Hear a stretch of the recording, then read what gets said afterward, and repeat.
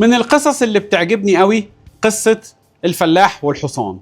راجل فلاح مزارع بسيط عنده حصان وعايز يربطه، بس الحبل بتاعه ضاع. فراح لواحد جاره وقال له: ما عندكش حبل عشان عايز اربط الحصان وما عنديش حبل؟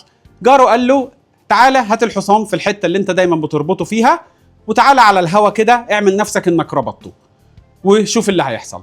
فعلا الراجل راح جاب الحصان بتاعه وحطه جنب نفس المكان اللي بيربطه فيه، وعمل نفسه على الهوا كده كأنه ربطه. الراجل راح نام وصحي لقى الحصان موجود في مكانه وما اتحركش من مكانه. بعد كده الراجل كان عايز طلع على الحصان وعايز يتحرك عشان يروح الشغل، والحصان مش راضي يتحرك.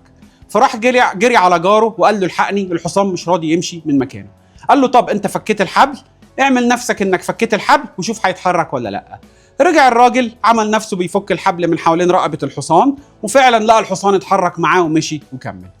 مغزى القصة دي ان كتير جدا بنحط لنفسنا حبال وهمية حوالين رقبتنا بتمنعنا من ان احنا نتحرك، زي حاجات ومفاهيم كتير جدا اتربينا عليها. زي تسمعوا اكيد كلام من ده: احنا عيلة كلنا غلابة، احنا عيلة كلنا فقراء، احنا ما نقدرش نعملها، احنا على قدنا.